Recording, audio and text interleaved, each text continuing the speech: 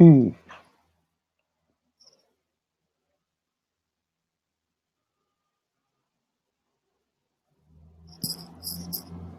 Thank you very much for tuning into this webinar. I'm Tina Stromsted. This is called Soul's Body, Healing the Body, Psyche, Soul Split through Conscious Embodiment. And I'm here talking with you from San Francisco and inviting Amanda, who's assisting me to advance the PowerPoint slides. The wonders of technology. So this is something fairly new that I'm trying, and it's a wonderful way to be able to reach out and share with one another with images and voice. I also want to acknowledge that, like many of you, I am used to seeing your faces and bodies when I share the work. So if something's not clear and you need more information, I'd be happy to come back to it. We'll have a brief Q&A or discussion time at the end. In this situation, it's kind of a chat room where you can post your questions for later. So here we go. I'll be speaking on a subject that we all work with in body-oriented psychotherapy, sharing some of the elements that shape my work and some of those that have inspired me. Next, please. What is the body, psyche, soul split? As we know, it's often the result of early wounding experiences, such as abuse, neglect, or lack of cherishing, witnessing, and empathic mirroring, which help create healthy attachment and a sense of well-being in the body, psyche, soul. People often call it a sense of comfort in their own skin, or conversely feeling out of their skin, but much more comfort in it and at home in the body after they've been doing the work for some time. Later difficult life events, of course, can contribute to that sense of distancing from one's own body. But the early groundwork is often laid for many people in their earliest relationships. When this is the case, parts of the child either remain undeveloped or go into hiding, kind of lodged in the body, while other parts progress and grow up too soon, like that expression, the parentified child, for example. Or in another example, with a very bright person who relies on their intellect to navigate through life, she or he may have lost contact with his or her emotions and intuition, and the imagery in his or her dreams, which can all act as a deep compass for guiding life. Don Kalshad, a Jungian analyst colleague, describes it like this: affect in the body is severed from its corresponding images in the mind, and thereby an unbearably painful meaning is obliterated. The body holds memories like the rings of a tree that reflect its genetic inheritance and the atmospheric conditions that were present as it grew. Emotions pile up or get constricted in the body, and energy cannot move in a free way. This can also contribute to vulnerability to psychosomatic disorders. As neuroscience researcher and psychoanalyst Dr. Alan Shore puts it, personalities who experience severe attachment trauma are at high risk for psychosomatic disorders, that is, severe pathologies of the brain, mind, body. Next. It's important to say that wounding is greater than our personal history. There are many spheres of influence that can have an impact. On the personal level, we might say this is the spirit, the soul that you came in with, in concert with your family of origin and their ways of relating, which had a strong impact on each of us. It also involves a cultural or social layer. We might think of this as kind of nesting dolls. So there's like your personal experience that you've actually lived in your life this time around, let's say. The cultural or social, that is your village, your neighborhood, the school system, the community that you grew up with that had a strong impact on your life and your sense of self, your sense of belonging, your sense of identity. Then there's also a deeper kind of timeless universal layer that Jung would call the archetypal or the collective layer. These are the deep mythological energies that tend to repeat through time. They're larger patterns. All of these can have an impact. And I think it's important to say that this moment, for example, is an important one. It's a particularly polarized and activating time in our national government here in the US and in various governments throughout the world. And this outer environment or zeitgeist, this spirit of the times or energy field, can have a direct impact on our functioning and our sense of well-being. For example, every day, I have to say, since the election here, when people come into my office, they tend to speak about the current political environment and how it's impacting their daily life in whatever ways that might be. And some of the clinical manifestations that I see manifesting then are a kind of generalized anxiety in the face of the unknown, an overall sense of fear or other overwhelming emotions. And again, people are polarized, so different people are experiencing different things. Or in many cases, even a sense of re-traumatization. This would involve the stirring up or reactivating of earlier issues of feeling unsafe, perhaps with people who are struggling with a history of sexual abuse or issues related to race, class, sexual identity, immigration status, insurance coverage, all of these kinds of things, that really have an impact on our sense of self, well-being, in a daily way. Next, please. So our responses to overwhelming pain or anxiety can cause us to what we might call leave the body as an adaptation for survival. So what are some of the ways we leave the body? Here are some. Through intellectualization or escaping into our heads, as we kind of call it on a more social level. Dissociation, which means being out of touch with your in-the-moment sensations or out of touch with reality. PTSD or post-traumatic stress syndrome. Spiritual bypass. Addictions, ways that people struggle to self-medicate themselves against pain. And these can include things like substance abuse with alcohol or drugs, workaholism, overstimulation or ways that we distract ourselves. Also now increasingly an addiction to technology, to the internet, not being able to get offline no matter what time of day or night it might be. Or an addiction to Facebook in some way, needing to connect over and over again, even if it disrupts your ability to focus on something else that you'd hope to get done that day, or a conversation you're trying to have with a person in the moment. Or maybe just needing to text all the time, even unfortunately sometimes while driving, endangering your own life and other people's.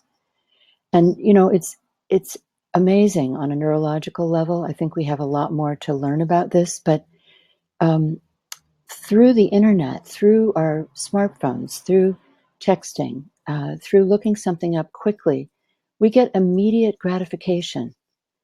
My sense is that it does contribute to rewiring the nervous system, that your smartphone in some ways can become your primary attachment figure, maybe more precious than your significant other.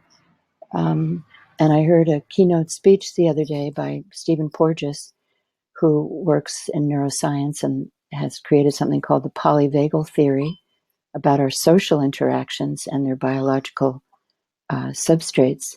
He said that the incidence of people being on their phones, on their smartphones while having sex is very much on the rise. So everybody in the audience kind of gasped.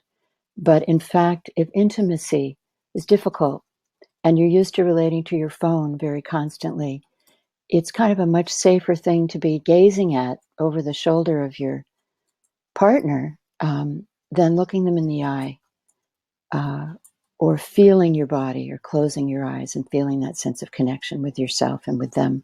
So this might sound extreme, but we can get addicted to these things, and they are also amazing and wonderful in lots of other ways and allow us to do other things.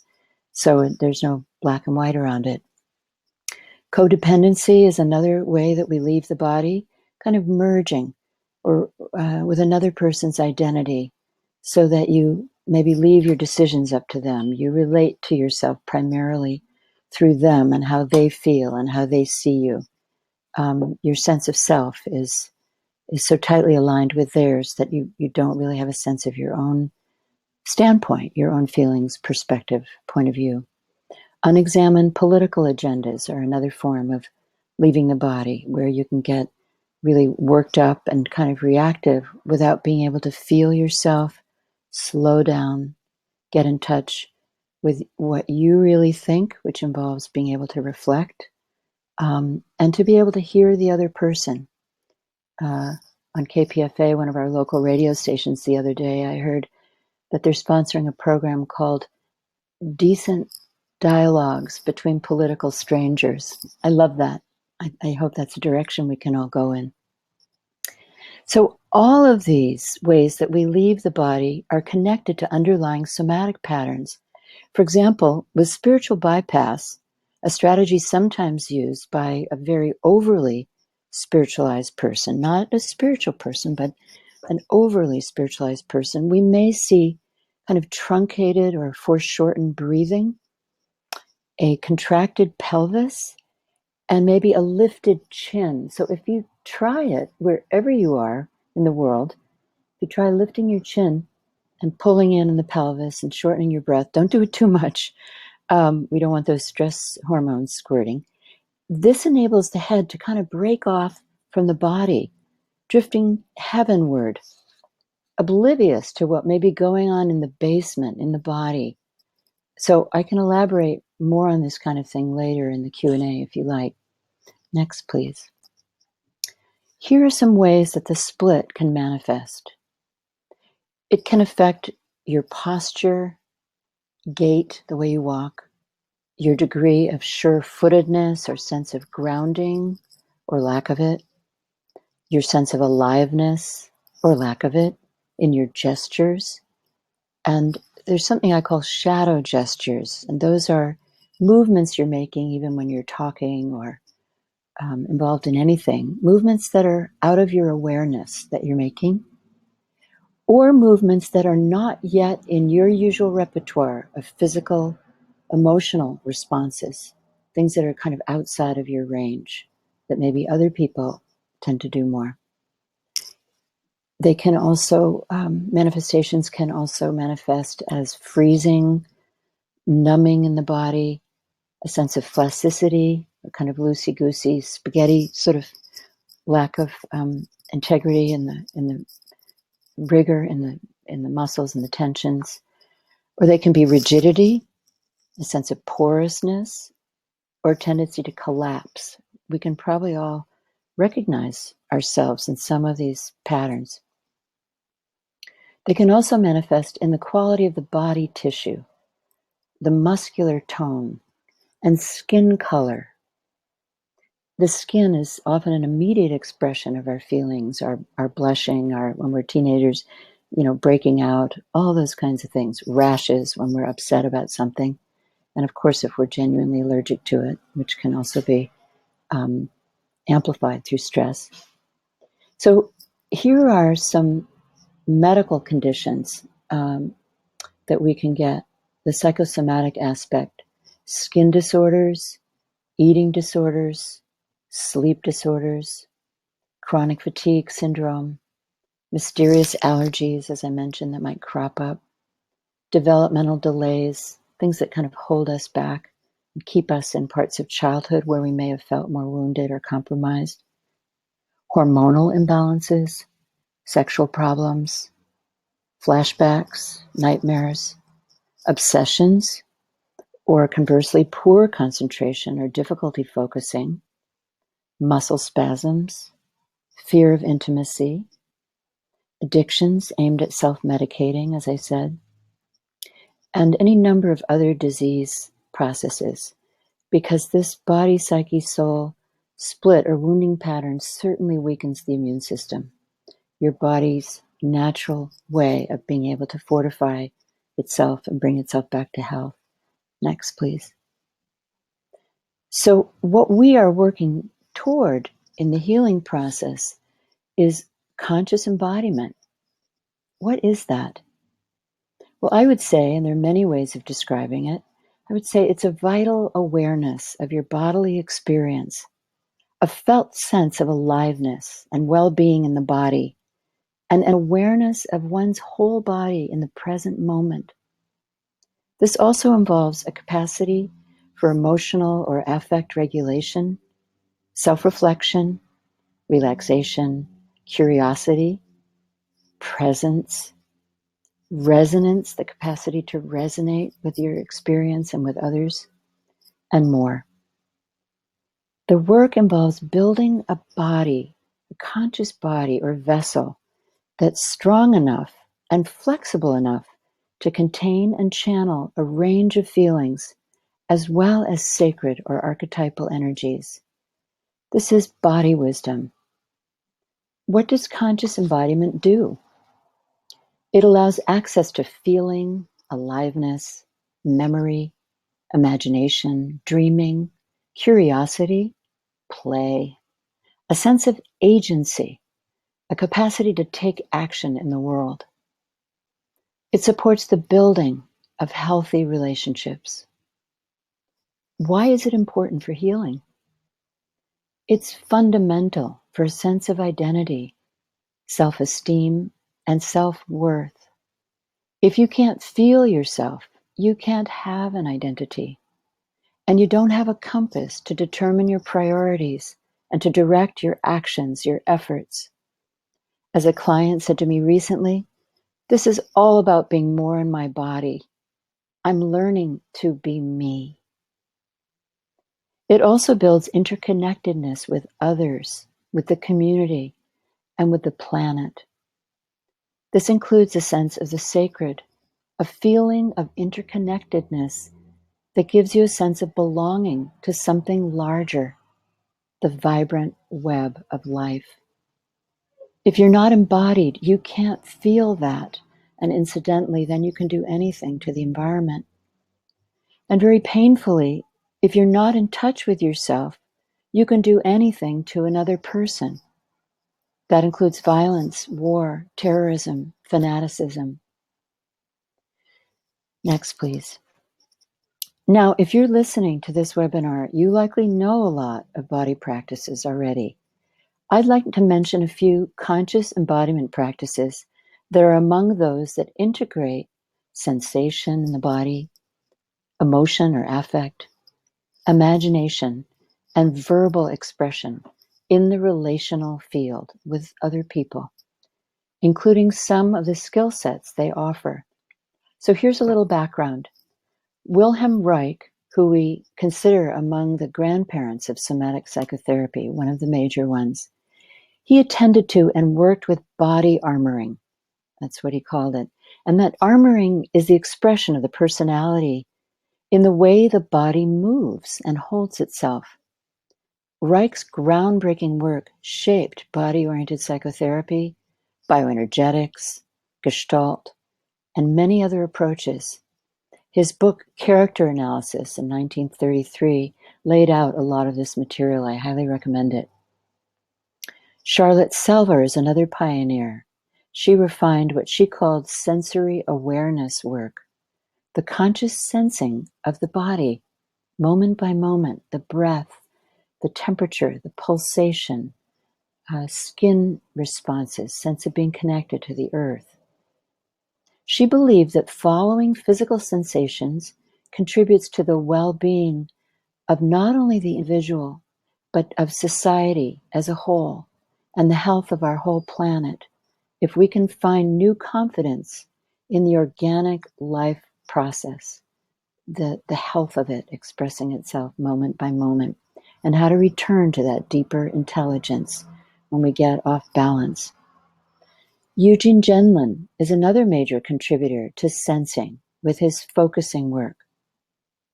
Mary Whitehouse was one of the grandmothers of dance movement therapy who created something we call authentic movement. She was quite Jungian in her orientation, beginning as a modern dancer, studying Martha Graham and Mary Wigman work, but got very interested in the life of the soul and how it was trying to present itself through the body rather than more of an emphasis on performing and repeating movements learned from others, which can also expand your physical and emotional range. But she wanted to know, who is this person more deeply? What is the soul trying to express through their natural movement? Now, there are a wide variety of dance movement therapy approaches that draw on many forms of dance and movement, ranging from structured, as I mentioned, more outer learned or outer directed movement for people with, let's say, less ego strength or who need more support, and then more inner directed approaches for people who are functioning pretty well in the world and who can benefit from opening up to the unconscious more without feeling flooded or disorganized. So, for example, it wouldn't be so good for someone who's struggling with schizophrenia or real altered states and who's in the hospital and that kind of thing. They need more grounding, more structured work, more experience in the here and now of reality, rather than more contact with the unconscious. That can be for later. They already have too much of that at the moment. But for many of us, we need that. We need the nourishment of what's forming in the unconscious, rather than some outer image of ourselves and who we, quote, should be. As a dancer, I'd like to say that I'm really delighted by the recent upsurge of dancing in the culture. We see this in the fascination for Dancing with the Stars, and we all are heading off, or some of us when we can, to dance classes and community events where we can get those feel-good endorphins going. So maybe that's Zumba with great Latin music, or maybe that's yoga or other kinds of things that are really on the rise, at least in this part of the world, and other more traditional forms of dance.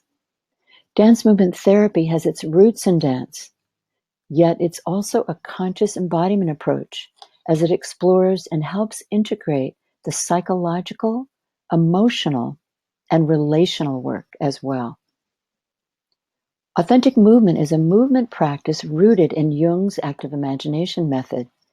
It explores the relationship between moving from the ego, like I am moving with an intention, and being moved from an inner impulse that you listen to and are guided by. And these come more from the unconscious, what you don't know about yourself quite so much as yet, like dreams. Dance movement therapist and Jungian analyst Dr. Joan Chodorow has described this active imagination process at length, bridging or bringing about really a deeper understanding of the links between movement, the imagination, and our major emotions. I highly recommend her publications. In authentic movement, the mover client moves with their eyes closed so they can listen inwardly, away from outer distractions of various kinds. And moving with eyes closed and listening inwardly allows him or her to be moved or guided by body felt sensations, your breath, pulse, warmth or coolness in the body, little movements that are already happening, or by your emotions, or by gestures that are going on that you didn't quite know were happening, or by images, maybe a little bit from last night's dream, or memories, sometimes songs or sounds. Meanwhile, the witness or therapist is sitting to the side of the space and providing a safe container for the mover to be free to explore what's arising from the depths. So they're sitting in another part of the room, just quietly watching their own breath, watching what's arising in themselves, and being present to what's happening for their mover. This is something we often use in therapy or analysis, but also to create artistic work or as a form of meditation, an avenue to connect more deeply with the sacred. This practice, authentic movement, helps develop a capacity for somatic tracking. What's going on in my body? The witness offers a safe container, and if you ask her or him at the end for some kind of feedback, the witness can provide non-judgmental, non-interpretive reflection and mirroring after the movement session is over. This allows the mover to move freely, without judgment, from their own inner promptings, in a process that helps repair vital links and create new neural pathways between body sensations, emotions, actions, images, and thoughts. Over time, authentic movement practice and other embodied approaches can contribute to a capacity to feel more secure, safe, and able to bond with other people in healthy ways. It can also invite a level of perception of yourself and others that can evoke deep respect, empathy, and compassion. So moving on, Stanley Kellerman is another pioneer in his study of the body and its connection to the sexual, emotional, psychological, and imaginative aspects of human experience. He's developed a methodology and conceptual framework for the life of the body, which he calls formative psychology. And he has a place in Berkeley here in California called the Center for Energetic Studies, where he continues to offer workshops. Marion Woodman, a Jungian analyst in Canada, who I've worked with extensively, and her colleagues Mary Hamilton, a dancer, and Ann Skinner, a voice expert and mask maker, together created an approach that they call body-soul rhythms. That work focuses on honoring the voice and the wisdom of the body, the development of what they call the conscious feminine and masculine, and all of what that may mean within the person, working with addictions, dreams, and sexuality. Body-soul rhythms draws from myth and fairy tales that illuminate the soul's journey in embodied life, weaving dance, movement, bodywork, touch, voice, theater, ritual, and masks made from dream figures. The work is based on a premise Jung spoke about and that we in body psychotherapy know well, that psyche and soma, body and psyche, are inseparable and must be worked on together. Continuing on, Arnie Mindell and his wife Amy Mindell created something called process-oriented psychology, which extends Jung's dream analysis to work with body symptoms. Their process-oriented psychology work is a further development of Jungian psychology, influenced by Taoism, shamanism, and physics, and it includes large group conflict resolution work, or what they call world work. In my own work, I've been influenced by many, if not all, of these people, and I include something that I call dream dancing and embodied alchemy. Dream dancing includes embodying dream figures, tuning into senses and feeling states, energetic qualities and action sequences in your dreams. It takes many forms. For example, you might crystallize gestures from the different parts of the dream and string them together like a pearl necklace. And these gestures, like the dream images, are coming from the emotional midbrain that reflects reorganizations that are going on in the body while you're dreaming. I'll come back to this, so hopefully it'll make a little more sense if you're having trouble with it. As Kellerman says, this allows us to practice new behaviors or ways of feeling and being. Another one of my methods is embodied alchemy. Alchemy was an ancient precursor to chemistry and medicine.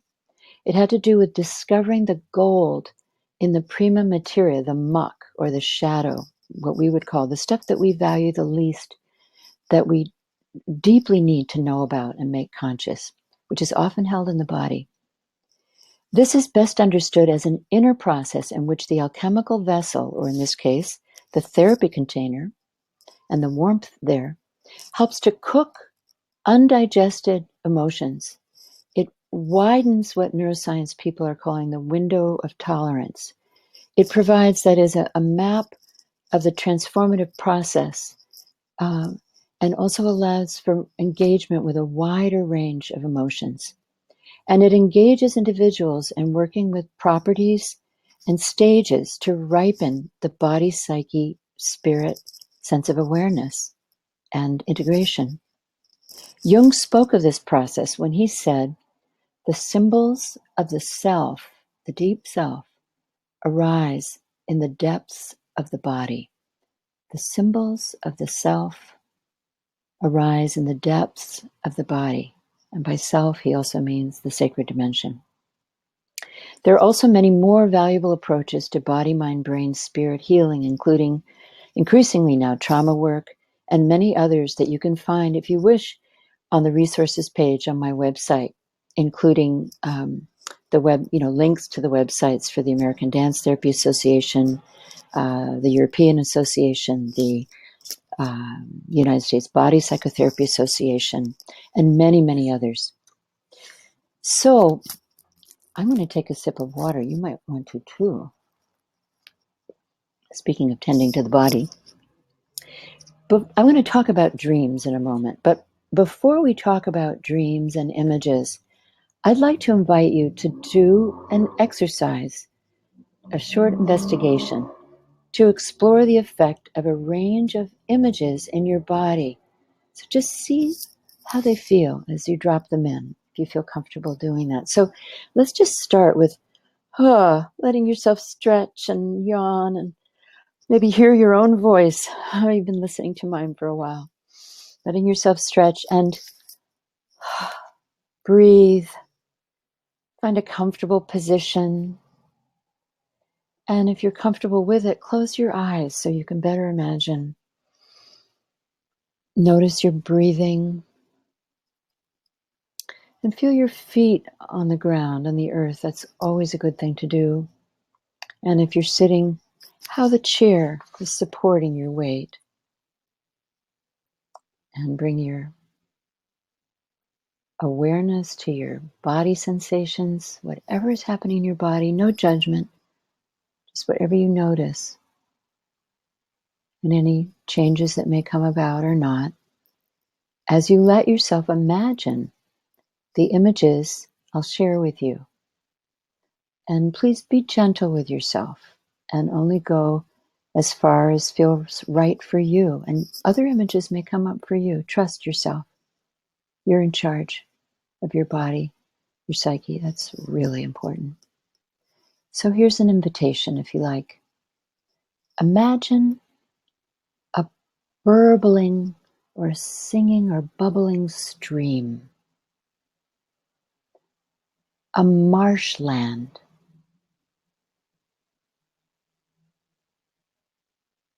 a field of grass,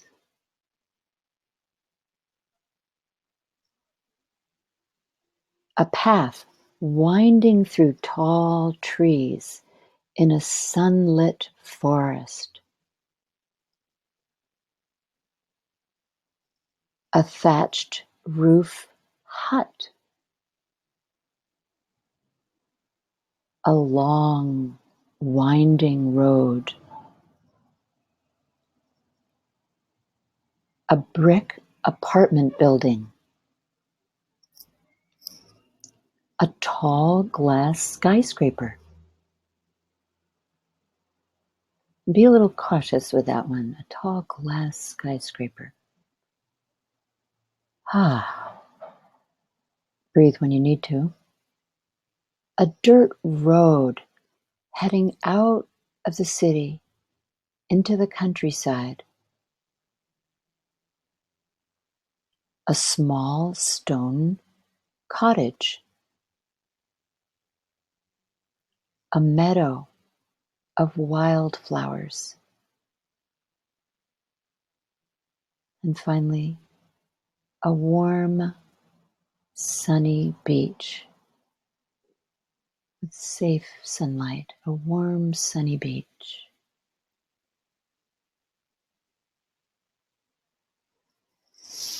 And now let yourself come back to that sense of feeling the earth, the ground with your feet, the support of the chair if you're sitting. Your own breath.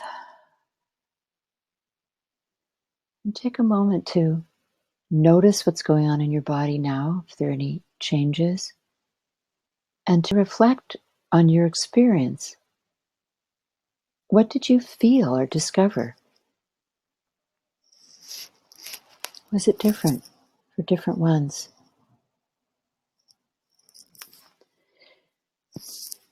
And then when you're ready, let yourself stretch and breathe.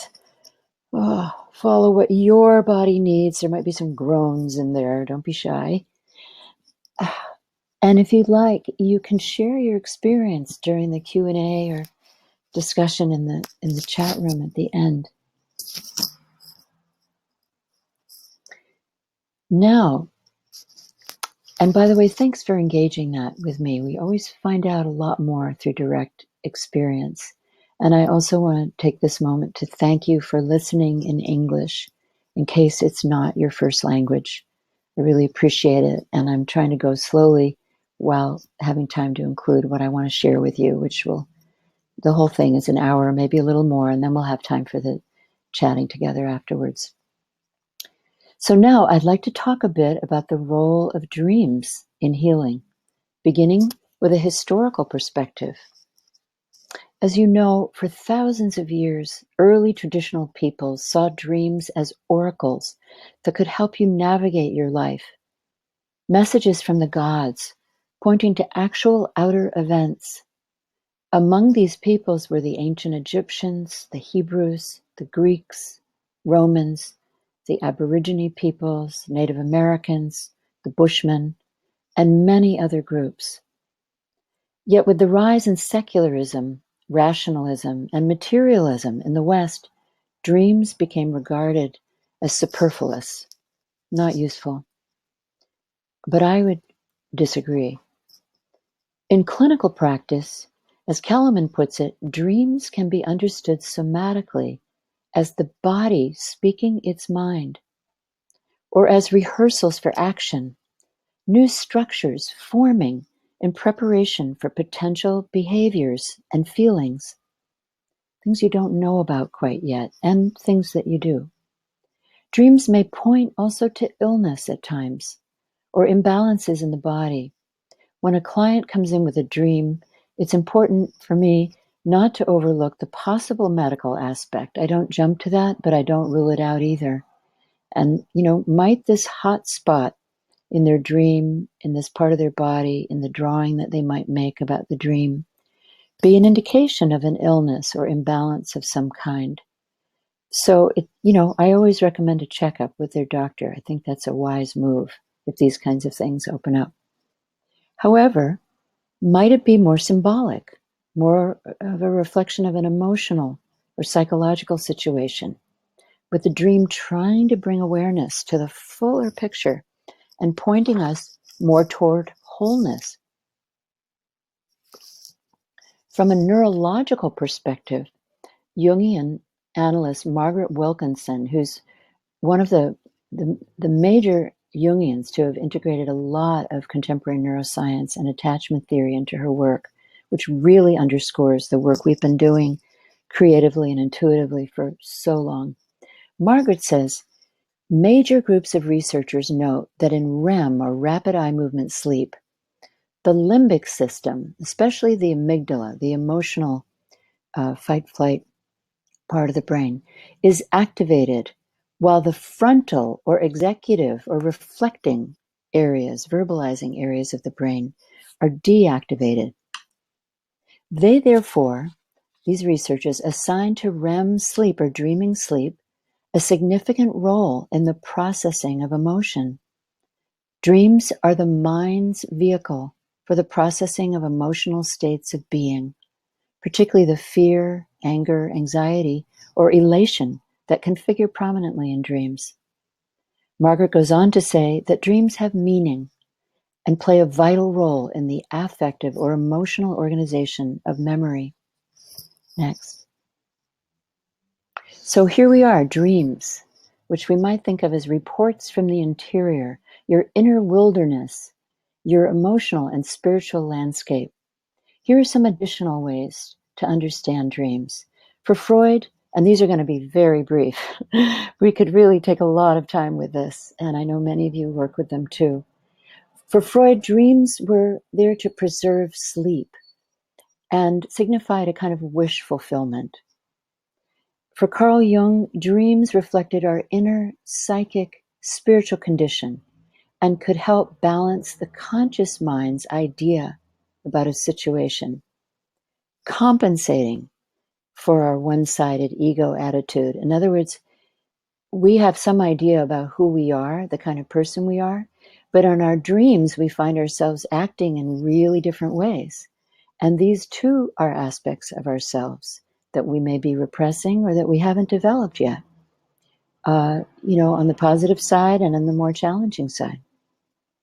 For Stanley Kellerman, the landscapes and structures in your dreams are an outpicturing, a reflection of the cellular condition of the tissue of your body at the time of the dream.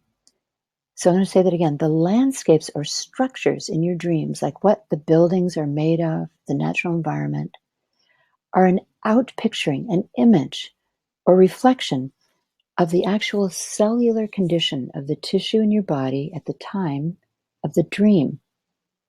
These dreams can be understood as rehearsals for action. The images are, as he says, underbodied potentials that are seeking form. For Mindell, body symptoms are dreams trying to happen in the body. I don't always say symptoms, body symptoms, sometimes just body messages. They're sometimes really uncomfortable and sometimes not. For me, in dream dancing, we are embodying dream figures, feeling states, and action sequences. Movement is closer to the dreaming state. So by working with dreams somatically, we are staying closer to their original nature rather than moving into talking or verbalization or interpretation too quickly. We have a chance in dream dancing to embody elements that are forming inside, to practice, to further develop and integrate potentials. For example, if you have a dream figure who's capable of assertion, let's say, and if that's more challenging for you to stand up to authority or to come forward with what you want or your own goals, or you're challenged in the area of being tender or being able to be more intimate or courage or adventuresomeness or other qualities, you might have a dream figure that's really capable of those things. And through embodying them, you find ways of learning more about them and bringing them more into reality by practicing them in your daily life. For Wilkinson and Shore, they talk about how dreams are from the non-verbal midbrain, that kind of limbic area, and that dream states avoid the overlearned portions of the brain, that is the left brain, the talking, wordsmithing, the narrating part, the interpreting part. They avoid those overlearned portions of the brain so they can help reweave elements that have been fragmented through trauma. The dreams see the larger picture behind the events. Next. Now I'd like to talk about the embodied use of art and imagery in healing. And you may be familiar with many of these, so I'm just going to share a few. One can use something we call body maps, something we do in dance movement therapy, where one of you lies down on a large piece of paper and you invite someone you trust, a partner, to outline your body. And then you have the opportunity to draw in your sensations, feelings, bits of memory, dream images, poetry even, in correspondence with different parts of the body. So you put into that part of the body what you're experiencing or remembering there, or feeling or dreaming. Another way is to draw your body symptoms, giving them form and shape and color so you can see them and begin to relate to them more. Or maybe you free paint your feelings and sensations, and then maybe you move the drawing. For example, Anna Halprin, who's here in the Bay Area, she's in her 90s and she's still dancing and teaching over at Tamalpa in Marin County. She discovered her cancer through drawing her body experience and then was able to heal it, work with it, and has been able to work with many other people with cancer and HIV and other struggles. Authentic movement, doing authentic movement, drawing from an inner source movement in your movement, and then going to a piece of paper and drawing what you experienced in your movement, and then taking the image you just drew back into your body and beginning to move the image as if it was a musical score which originated in you. There are many other ways to work with art, music, sculpture, writing, all of the arts. So these are just a few. The body often speaks in images and metaphors, which you'll hear in people's language or in your own. And these metaphors, these embodied metaphors, play an important role in soul's body work. So I'm going to give you a few, and as you hear them, please don't take them on. So here's an expression: having a stiff upper lip, or a pain in the neck, or being torn in two directions, or something being heartbreaking, or heartwarming, or getting the weight off my chest. So as you hear those, you can probably well imagine that they're direct embodied experiences that are trying to communicate to you and to the person that you're talking with. Another method is working to externalize the symptom, which we do somewhat in art, and I'll talk more about this when I discuss the case vignette I'm going to share with you soon. Next. Another way of working is called symbol in the body, an exercise from Body Soul Rhythms. Let me tell you a story about how Marion Woodman, the Jungian analyst who worked with Mary and Anne, worked with an image from a dream that came from a living symbol as she worked with it in her body. Marion was diagnosed with a kidney disease as a result of the anorexia she struggled with for many years as a young person. And her doctor told her that she'd need to be on a dialysis machine for the rest of her life. So faced with a choice to move into her body and live her life, or stay in freedom out of the body, she decided to move into her body and heal herself. This was a long process, and here's part of it. She told me, quote, "God gave me a dream that instructed me to put healing symbols from my dreams into my kidney and any other dark places that needed healing in my body. The most vibrant image that came to her was of a rose that she dropped into her kidney. She created a kind of womb on the floor, wrapping herself in blankets, a kind of chrysalis or cocoon, and then dropped the image of the rose into her kidney and allowed the image to continue to unfold and transform and let it move her body, letting the changes in the images move her body naturally. She followed the movement, the feelings and the sounds as they unfolded from the inside out in a process of embodied active imagination, or what we could call authentic movement. As she didn't have another person there with her, a human witness, she called out her experience into a tape recorder, transcribed the tape, then journaled about her associations, and looked up the images in dream reference books. Then she took the material to her Jungian analyst in Zurich, where she was studying. He was very interested in the images, but not in her embodied movement experience, which he didn't know what to do with. So she had to tend to the embodied part alone. The work that so many of us have been doing for some time now wasn't as much in the mainstream then as it is fortunately becoming now. In this way, over a period of 4 years of practicing in this way, Marion was able to heal her kidney and never had to go on a dialysis machine. From this experience and her teaching of Shakespeare and theater, Marion developed an exercise called Symbol in the Body, placing a healing image from your dream into a dark part of your body and holding awareness as you allow the image to unwind and transform in the active imagination process through breath, sensation, and movement. I'm not suggesting that all illnesses can be cured in this way. Yet these practices can really help contribute to the healing process, bringing body, mind, and soul together. Next. Excuse me. Now I'm going to talk about integrating the shadow. This is another important part of the conscious embodiment process.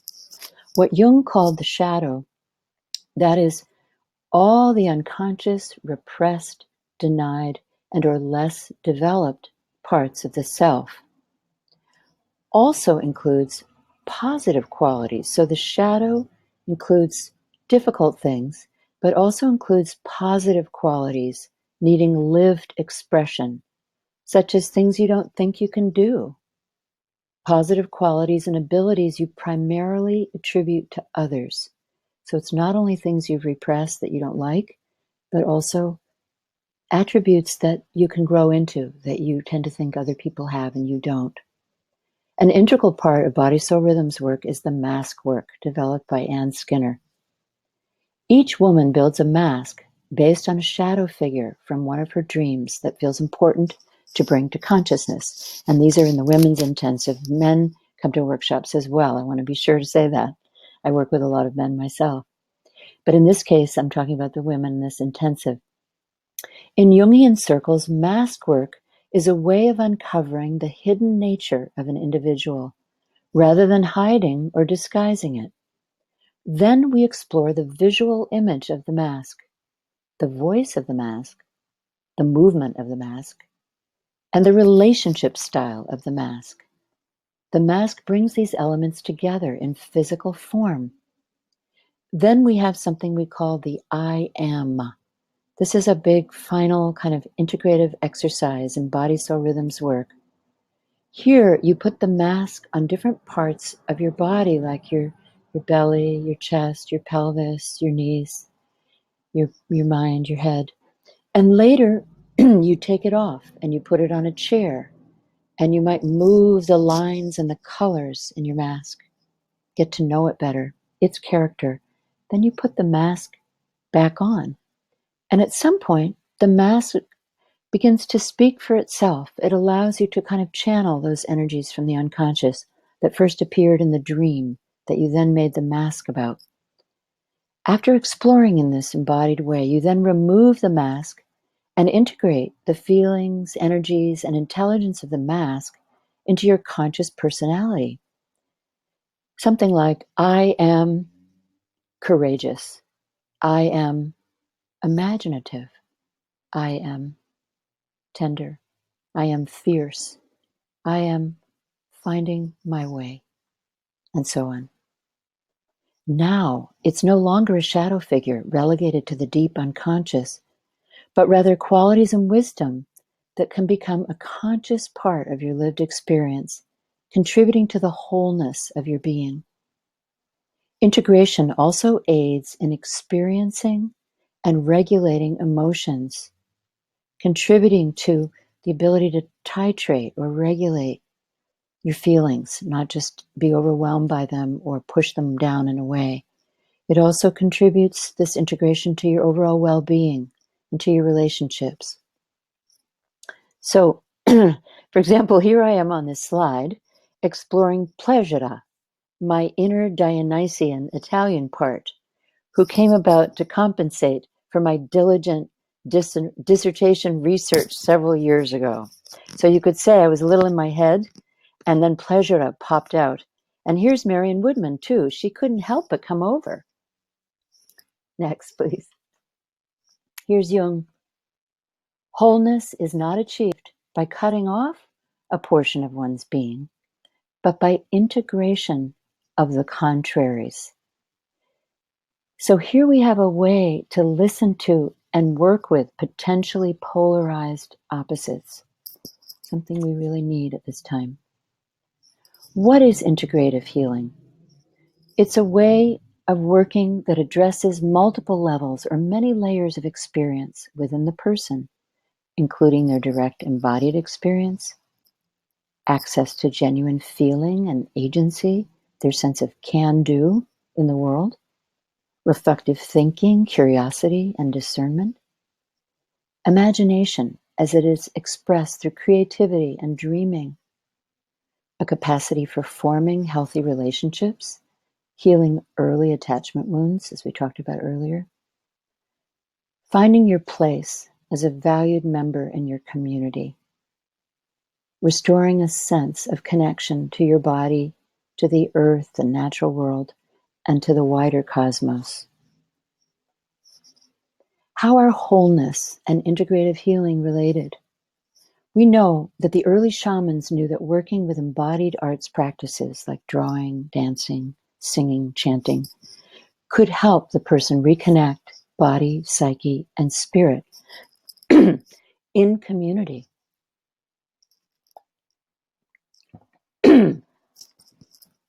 Excuse me, feel free to clear your throat too. In nature and in relationship to the cosmos or the spirit world. And that this was fundamental to healing. Illness to them was a kind of a soul wound in their understanding. It was not only physical. Now science is backing this up, providing brain image scanning technology that shows the impact of trauma and its healing in the brain. We are finding that the brain has a lot of neuroplasticity and that we are capable of developing new, healthier nerve pathways as alternatives to traumatic reenactment patterns.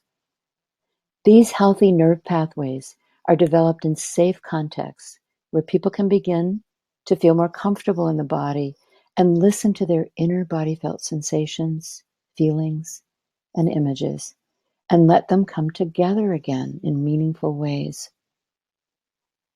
Healing trauma and neglect and developing a sense of vitality and wholeness in life can connect you with your deep inner compass to guide you on your own unique path. This is following your soul's call, what Jung called individuation, which means becoming the person you are meant to be. The work also helps heal early attachment deficits and disturbances and helps people develop healthier interpersonal relationships. It helps you learn to identify and express your feelings, finding the voice of your own truth, your standpoint in life and in the world. Next, please. Now I'd like to tell you about the ongoing development of my work, which I call Soul's Body. What is it?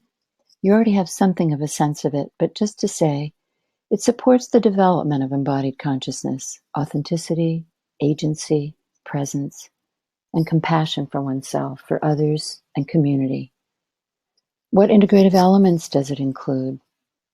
Authentic movement, dream dancing, embodied alchemy, body-sensitive Jungian analysis, aspects of Kellerman's formative psychology, process work, and role play, sensing and neuroscience, and elements from body-soul rhythms, and other aspects. Next. So now I'd like to give you a kind of case vignette, an example, to give you a sense of how some of this might work. This is a person that I'm going to call Lydia, and I've written some about her, and I have permission to talk about our work together. So I'm going to share this one with you. Lydia initially came to me as a 28-year-old, beautiful young woman with pale skin, green eyes, dark hair, referred by her physician.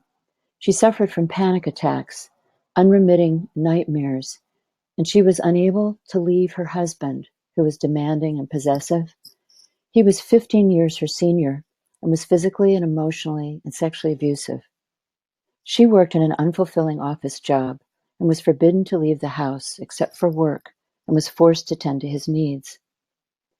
These issues were reflected in her body in terms of movement with, as she climbed the stairs, frozen hips. She was swinging her legs like an old woman with peg legs. But when I asked her what kind of walk was comfortable for her in my office, her entire posture changed, and she began to walk in a way that she called Daddy's little girl, with her pelvis tipped back, sashaying her hips, and her chin up in the air, kind of cut off from her body. In terms of her health, she had swollen lymph nodes, pressed discs in her back and neck, a lot of pain there. chronic vaginal and yeast infections, which she said saved her from sex with her husband. In terms of her skin, she had a lot of eczema and, interestingly, a rash around her wedding ring and her watch, which she later said had something to do with the timing of her marriage. In our initial session, she'd scratch at her hands until they bled and then shake her head while talking, as if she was saying no without realizing it. She was disconnected from her body. Though her husband was abusive, she felt incapable of living on her own in what she called a hostile world. Over a 3-year period, we worked on expressing her pain and frustration on towels and pillows, the scratching that she was doing on herself, doing it on pillows and towels, and exploring that movement on these safer surfaces instead of tearing up her hands. I encouraged her to breathe, to see if there were any sounds there, and if she was ready to verbalize the feeling she was having. Then she said, spontaneously, as she scratched on the towel, vulnerable, body crying, red, raw. These are aspects of what I might call externalizing the symptom, putting it out of the body to give the body some relief and to find out more about it, bring it to consciousness and work with it. We also, Lydia and I, did grounding exercises so she could feel her connection to the ground, the earth, and develop more of a sense of having her own legs to stand on. And then she would, let a sound out on the exhale as she let her heels come down and experimented with saying no. And then yes, and explored what she might say no to in her life and what she might want to say yes to. Then we did dream work also. The body work began to stimulate her dreaming. She hadn't been able to remember them before. They were too threatening. She did begin to dream then of cats. This was pretty scary for her, but she felt safer to explore it. These were dreams of cats with severed heads. The cats were reflecting her own feminine nature, the instinctual body outpicturing the head-body split she was suffering from that was depicted in the dream. At that point, we explored the image of the cats, what they meant to her, how she experienced them, and her feelings about them. One day, while Lydia practiced the movement of saying no and yes several times, connecting with her breath and her voice, she looked at a tiny black panther that I had on my altar. It's a bookshelf with different elements on it. And she stopped. She stopped the movement when she felt satisfied with the no's and the yes. She looked at the tiny black panther, and as she left my office that day, she asked if she could take the panther home with her for a while, along with the gold lion that stood next to it on the shelf. I agreed, wishing her well with these dark and light animal allies who were capable of natural responsiveness, fierce protectiveness, and moments of tenderness. She growled playfully as she left my office, swiping her claws in the air. Soon she began painting self-portraits, which she then brought in to show me. She was beginning to be able to see herself, really for the first time, and to want to. This was a kind of spontaneous mirroring process that she came up with that helped her not only see herself, but sense herself and get more of a sense of her own identity. We also did voice work. She'd write me letters between sessions to try to stay connected when she felt frightened and alone. And I encouraged her to bring the letters in and read them aloud, grounding them with sound, putting them on her voice. She was building a body container for her feelings and her experience. Not long afterwards, Lydia reported being surprised to find that people at work said she looked and sounded different, and they began to treat her with respect. Earlier in our work, Lydia had reported feeling terrified of relaxing, as a flood of bad feelings threatened to drown her. She'd been vigilant since childhood, always alert to danger, and I sensed that her life had really been driven by her sympathetic nervous system, that kind of action-doing part, with little access to the more recuperative effects of her parasympathetic response. That's the rest, digest part of the nervous system. Though she knew that this frantic activity couldn't last forever, she felt that it was the only way to protect herself and to siphon off some of the tension she felt in her body.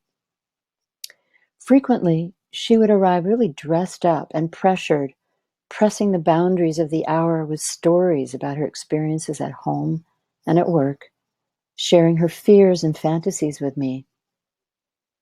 On the heels of the assertive boundary work with her yeses and nos and her feet on the floor and her hands and fists, she came in saying that she was too exhausted even to talk, and she eyed the futon, the folded up kind of sofa in my office. My sense was that shadow material was beginning to emerge, and following her cue, I asked her if she'd like to lie down and rest. She could talk to me if she wanted, or simply attend to her own experience. After some quiet time, Lydia began reporting sensations in various parts of her body. I directed her to see if she could stay with them a bit longer, bringing her breath to them and perhaps placing her hand on that part of her body for contact and support. At one point, she put her knees up and began gently rocking her pelvis from side to side. I asked her if she could feel the movement and if she was aware of how her head was twisted away and to the side. Slowly, she eased the muscles in her neck and brought her head into alignment with the rest of her body. Her lips and chest began to tremble, and her breath dropped into her belly. I encouraged her to place one hand on her heart and the other on her belly, and when she did, her lips gave way and a great howl emerged, followed by a long period of sobbing. A dam had broken. Her early cat nightmares came spontaneously to mind, and we talked about how they seemed connected to the twisting off movements in her neck and the sense of her feminine nature, symbolized by the cats, which had been so profoundly wounded. In the following weeks, Lydia's work grew more self-directed. She continued to ask to lie down, and we worked with her breath and body awareness. At one point, her feet began to fidget and paw the futon. When I encouraged her to amplify or make bigger these gestures, little kicks began to emerge and grow more forceful, taking on a steady rhythm. Seeing her hands flail, I invited her to make fists and pound the futon with them, as well as with her legs, supported by her breath and the firmness of the floor beneath her. Let the force of your contact travel through your bones, I encouraged. We were building a body container for her feelings. Sounds began to emerge. Gradually, I encouraged her to see if there were any words. "Stop!" she yelled. "Get away from me!" I had her spread her palms and make pushing away movements on her exhalation.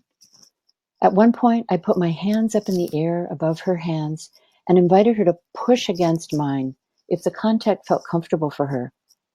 As she did so, as she pushed, she began to feel the strength in her hands and arms and was able to meet the pressure in my hands with hers. After several rounds of assertive movement, she placed her palms against mine and left them there.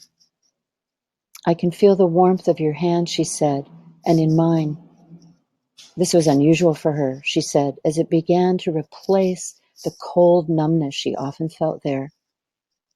Pausing to allow her to feel the sensation, I asked how far down her arm she could let this warmth travel.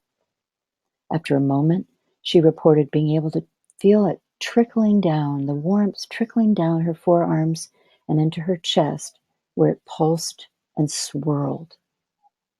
"It's touching my heart," she said, placing her hand there to feel her own heartbeat. As she did so, her face flushed pink and her eyes brightened. "I feel powerful and whole," she said. Indeed, she was radiant. And I just want to say here how grateful I am to Lydia.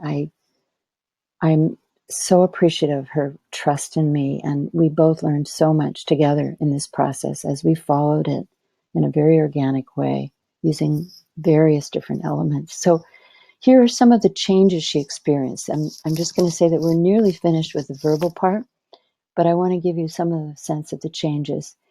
The memories of her childhood and the sexualization in her adulthood began to surface. She began to remember, and people don't always remember, but it can be, doesn't have to be, but can be part of the healing process.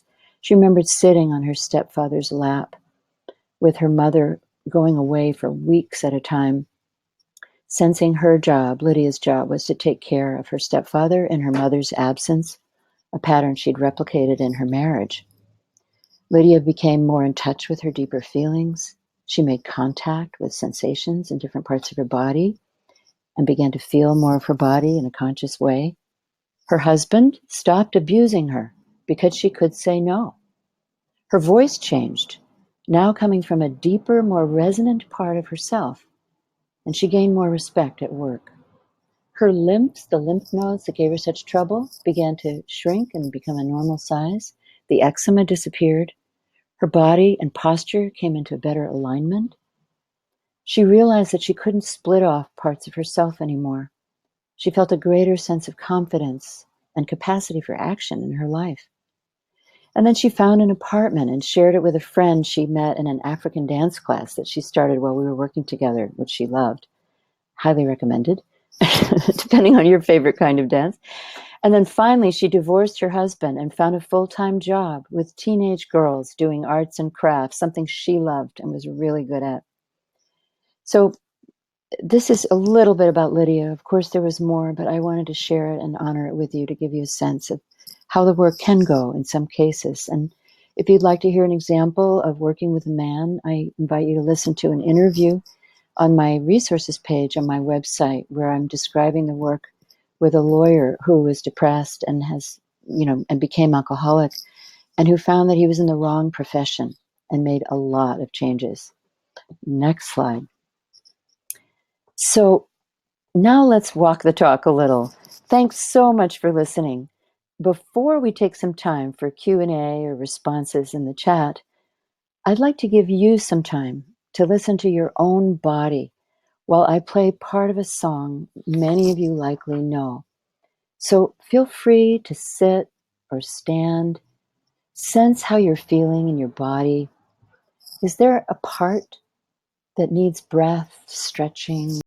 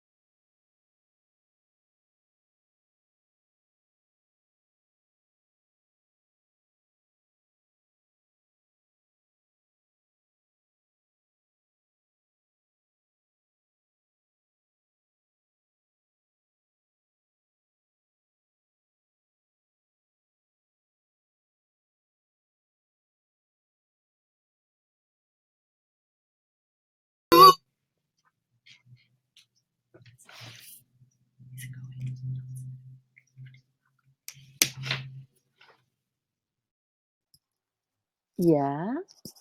Did it shut off suddenly? Maybe. I'm so sorry about that. Oh, well, there's an example of a little startle in the body, but please breathe deeply. I think we touched something here. in the techno area without being aware of it. Ah. So let your movement, and maybe you've been singing along, find its own way to come to a close for now. And take a moment to thank your body for the blessing of life. And now, if you've resonated with some of what I've been sharing and would like to explore this deeply integrative work, here's a little bit of information from my website and about some upcoming workshops. There's one coming up in Canada that I highly recommend.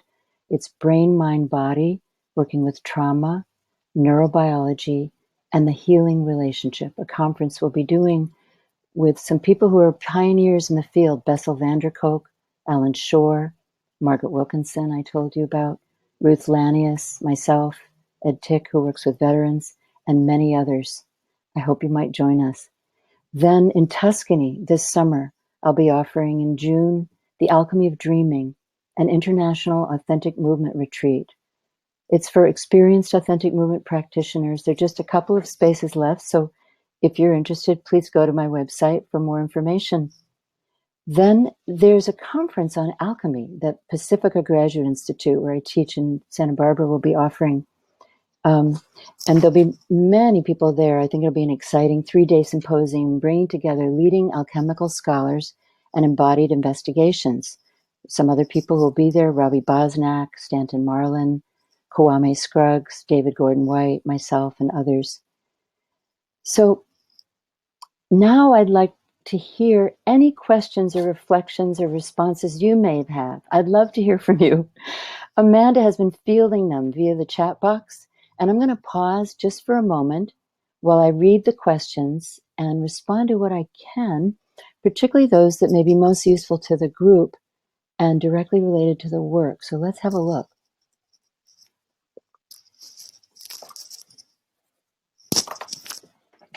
Okay. There's several here. Evie asked, what is spiritual bypass? So I spoke a little bit about it. It might manifest in the body as kind of lifting your chin heavenward, cutting your head off from your body, and kind of living in more of the spiritual realm as a preference and as a way to try to cope with difficult feelings in the body. So if there are a lot of emotions coming up, or challenging, threatening, overwhelming, or kind of flooding sensations in the body, sometimes people will go to a fantasy, or they might come up with a reason for their suffering and say, well, God wants it that way. Or they might kind of hang out more, as one person said to me recently, I live with the angels. My body is too threatening a place to live. The body is the home of the feelings. Sometimes, and this can be quite painful, maybe you've been through a big loss of a family member or somebody else who's important to you in your life, and you tell someone, and maybe that person says, well, I'm sure they're doing fine up in heaven.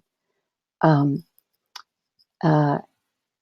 maybe, don't you look forward to meeting them there? Or now maybe that's true. Or maybe you don't have the same framework as heaven and liminal zones and purgatory and all that kind of thing. But it doesn't respond to the loss you've been feeling. And just saying, how are you doing with that? That sounds really hard. Or it really touches me that you shared this with me. Or what's it like? Or tell me about them. What was your relationship like? Something that relates to what's actually going on rather than going into the spiritual realm. On the shadow level, for example, sometimes we find out that even, highly esteemed leaders or spiritual teachers are having affairs with their students, or engaged in behaviors to mainly garner a lot of personal wealth, rather than being deeply rooted in their spiritual practice. So part of what that tells me, everyone's human. We all have our shadow elements. The idea is to try to acknowledge them, feel them, work with them, integrate them, so we don't kind of pour them out and impact other people quite so much. So it tells me that they're not really in touch with their body or their feelings. They've been living in the spiritual realm a little too long, kind of in isolation of their deeper human needs, for contact, for touch, maybe for sexuality, for it might be yummy food, or for giving themselves a little more rather than giving themselves nothing and then secretly hoarding, or maybe not so secretly. So I hope that gives you some sense. Thank you for asking. It can be a real pitfall, and the embodied work is a way to try to help people integrate and experience their spirituality more directly. So here's Carrie. I want to say, I want to see your faces, and I don't know where you're writing in from, but I love hearing from you. Is information available on Marion Woodman's healing of her kidney? She already has the Bones book. So is there any other place for this information? Yes. Let me, on my website, on the resources page, you'll see a number of articles I've written and book chapters and so on. And there's a book chapter called Cellular Resonance and the Sacred Feminine, Marion Woodman's Story. And it's in a book called Spring, a journal of archetype and culture, body and soul.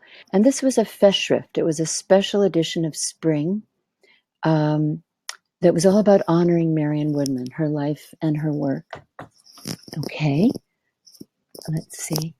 When will you be in the San Francisco area? Well, I'm here right now. Where are you? But if you look on my website, you could see where I'll be at different moments. What is the difference, says Megan, between working individually and in a group? Oh, what a great question. We could do a whole webinar on that. There are lots of differences and some similarities. In the group, you're holding the group container to try to help continue to create safety while making space and attending to each individual in the group.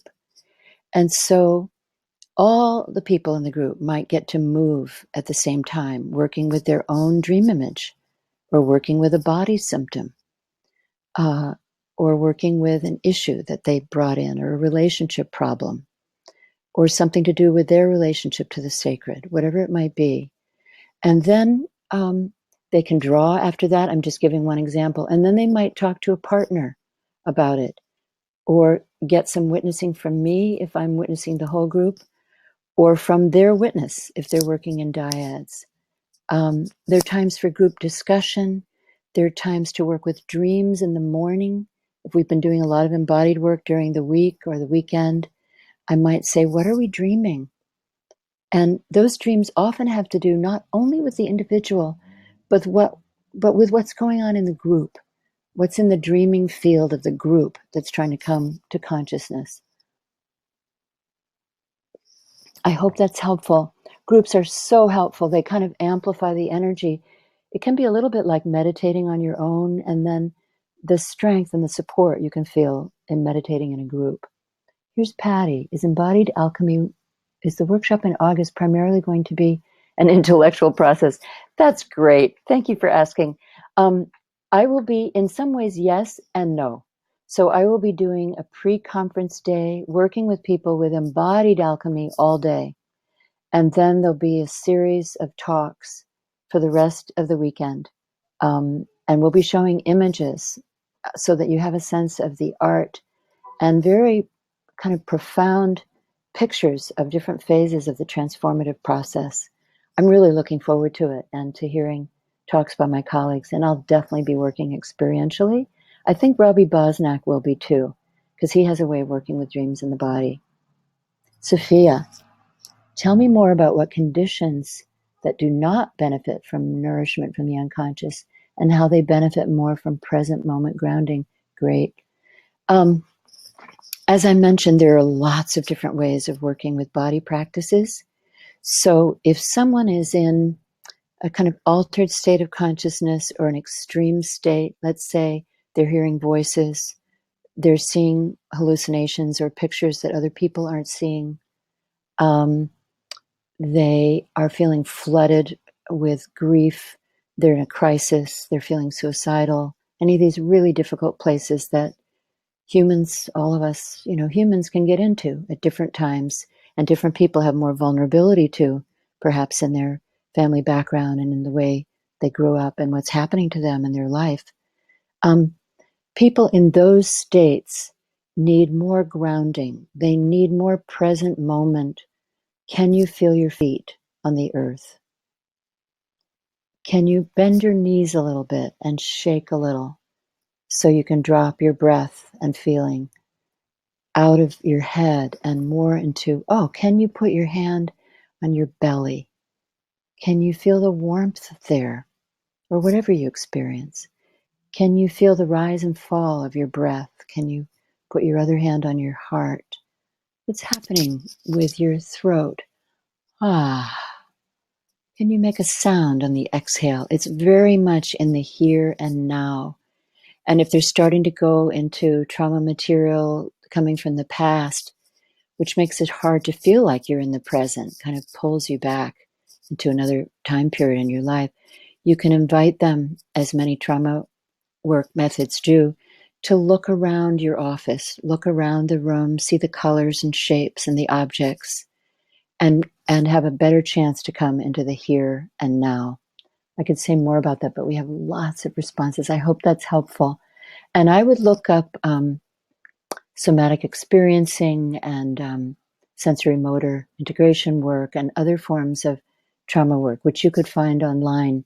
Those are some avenues, and there are many, many forms of dance movement therapy, which has been around for many, many decades, that work with more structured dance therapy and not so much connecting with the unconscious, which is better for people who are a little more on the neurotic side, like many of us, or a little more rigid, or not feeling nourished, or feeling stuck in their creativity or in their patterns of relating.